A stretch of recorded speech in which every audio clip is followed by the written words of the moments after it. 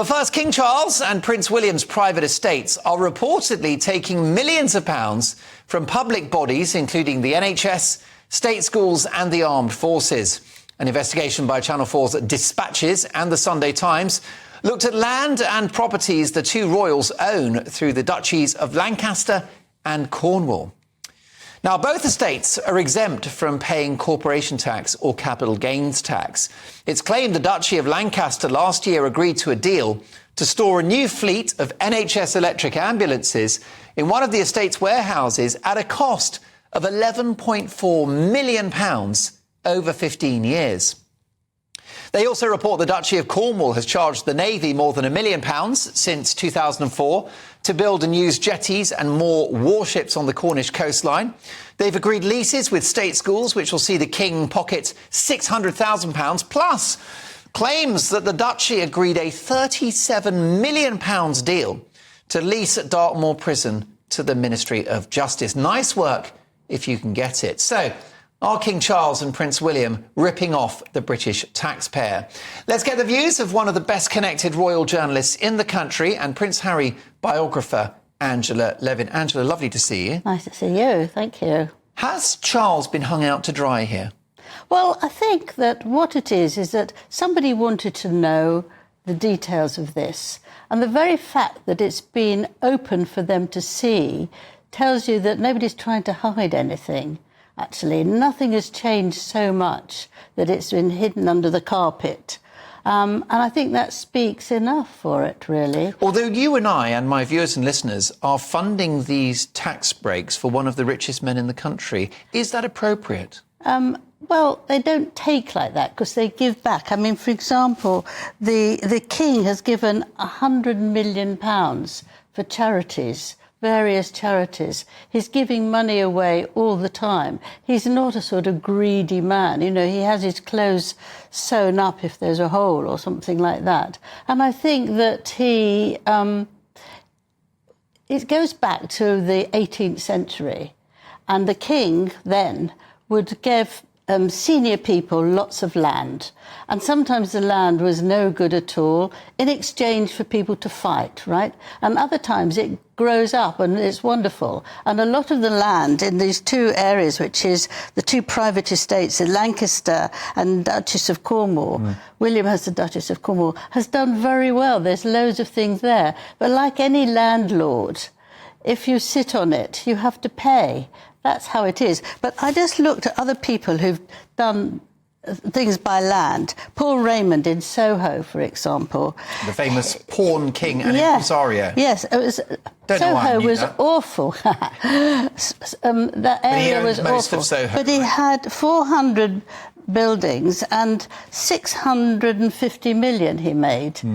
Without exaggerating, it's just extraordinary. The Duke of Westminster, because he's got Mayfair and Belgravia, £8 billion, and Oxbridge colleges have 3.5 billion, 126,000 places. The Church of England own property as well? Yes, you can do it a lot. So it's actually wrong, I think, to call the King and William not, because they do give away masses of money. They're very generous and they believe that all these things, you know, if you are on somebody's land, then you pay for it. I don't think there's anything crooked about the whole thing. How entrepreneurial is Charles? Well, I think he is, but he has advisors, you know, people who give him advice and tell him what to do. I mean, when you are in that sort of position that he's in, he has good advice for everyone. He gets top doctors, he gets top advisors about money, and they discuss how to make the money. I mean, what they get in a year, which costs each of us £1.80 a year to help them live, they try and make the rest of it out of the money that they can do wherever they can. You know, £1.80. I think that's less than Gary Lineker, isn't it? I mean, it's you're damned if you do and damned if you don't, aren't you? Yes, I think there's a sort of nasty aura about this. Do you think Channel 4 and the Sunday Times are demonstrating jealousy here, or is this a hatchet job journalistically? I think it's a hatchet job. I think Channel 4 doesn't like the royal family, and they make any possible time to whack them. But the Times, not so much. But I think it makes a very good front-page story. The Queen, and I think it will... Was it in the 90s, sorry to interrupt you, Angela, was it in the 90s that the Queen decided to start paying income tax? Yes, it was the Queen who does that. They now do. They pay the highest 45% the top rate income tax on the top rate. And that was a big moment when the Queen decided to do that. Yes. And probably cemented her popularity. Do you think that the King will need to make some kind of arrangement of that nature in relation to his land properties? No, I don't think so. I can think what he does, he uses the land in order to then give other people the money. But should he be taking funds from the National Health Service for the storing of ambulances or from state schools? Well, I think if they were going anywhere, they would have to pay money. A landlord would take money wherever they were. Charles asked much less than they would do at any other landlord. And I think that that's perfectly OK. I think it's just you can't actually have those places without paying for them. Will William be worried about this publicity?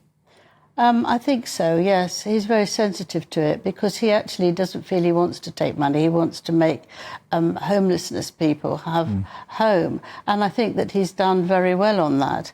But it's just one of the things they said, that things got very mouldy in the houses, and they said he wasn't looking after his people weren't looking after it. But it turned out that the woman there hasn't been paying anything since 2005, and she wouldn't let anybody come in, and she wouldn't complain it in writing. So you see somebody saying, actually, it's disgusting because it's all mouldy, but actually this woman should have been chucked out much earlier than anyone of the royal family would have chucked her out. So I think you have to take these things with a pinch of salt, sometimes quite a large pinch of salt. Angela, always a thrill to see you. Thank you so much for coming in and telling us about this latest royal scandal. A scandal or just an entrepreneurial monarch? What do you think? gbnews.com/your say. And what about this one? King Charles and Prince William's private estates are reportedly taking millions of pounds from public bodies, including the NHS, state schools and the military. Is it justified? Susie Stride. I mean, I'm not like a big royal fan, but, you know, I'm OK with them being there while they're there. But this is going to upset a lot of people. And I was reading this last night and it just made me so angry. And I know you pointed out, you know, maybe there's an agenda behind it or whatnot, but ultimately this is wrong, it's unjust, and I hope there is a way of dealing with this, you know, because ultimately, and other people may not like me saying this, but they didn't earn that land, they didn't work for that land. You know, you're just talking about Dyson. I respect someone like him because he's worked hard. Or even people, their parents have worked hard, they passed it on. But here I'm just like, they've got this land from 200 years ago when there was some sort of system where if you were a certain class, you got the land. Not OK with that. But the point is the fact that, like, the NHS and charities, and, like, that's not OK, having to pay money. But Coolville, the King Charles doesn't go and buy Ferraris and Lamborghinis, does he? No, he doesn't. And I think also they are now operating in a commercial environment. They do commercial activities. They do fund a lot of their own activities, but they also do the amount of work the royal family does for charity and everything else, the patronage of so many different things. And the value that they do bring. This number of times a business case, if you want to go to that horrible phraseology of what the royal family's business case to UK PLC is, they are very much bringing money into the country. Now, this is a commercial part of their business. That's what's helping them run part of the royal family, maintain some of the buildings that they have, the cost of refurbing properties. We can see, you know, Andrew's racking up some costs which he can't find the commercial money quite right now to pay for. Prince Andrew, yeah. But these kinds of headlines will not be good. Because obviously the public, as Susie says, will be sceptical about what's going on here. But it does need to be unpicked a little and explained further. I think the King does a lot of, you know, and the royal family do a lot of charitable works as well. But I think, one of the things that I will say to you is that when they run I know a lot about the Duchy of Cornwall and the farms they run. It's very... Well, you own nearly as much land as the King, don't you? No, quite. And the rents are very commercial and quite high. Really? And so therefore, I think, and a great monarchist I am, I think as time goes on, it will have to be reviewed, because they can't, on the one hand, charge very commercial rates and then pay no tax on it. Exactly. Well, yeah, let me give you one example. You're right about this, Neil. Let me give you an example. According to the Sunday Times and Channel 4, they've done a deal with the NHS to store a fleet of electric ambulances, which will pocket the King £11.4 million over 5 years. This is money from the NHS. Yeah, I mean, and it's a commercial deal. And in a way, he can do that commercial deal, but then, likewise, he has to pay tax on it if he does it. And so I think where we've actually got to look at this all now is, do we actually leave it as it is? I think it's right that the royal family have these lands and are able to manage them, but I do actually think they need to look at the amount of tax Doesn't it mean that the on royal family are independent? In a sense, they're almost self-funding. Because they've got these profitable enterprises, they don't need so much money from us. Well, look, this is what I would say. Give them a little bit of money to live on, OK? And give them the security, because I think it's important they have security.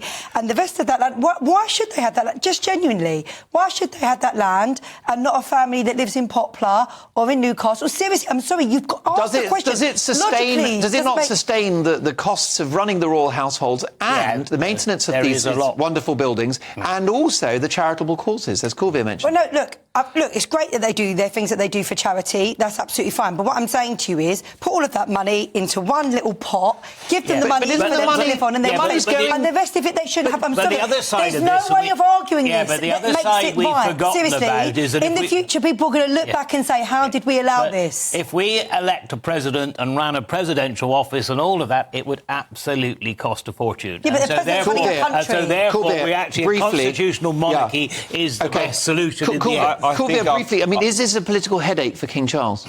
Not at the moment, but it could become one. And I think, especially, obviously, under a Labour government, with the kind of voices, Susie, quite right to have a say on this, free speech and everything, and have a view. But I think it could become one. I think the royal family have to be careful about how this goes on in this conversation. And I return to the fact, if it's commercial, then they must pay commercial rates. There you go.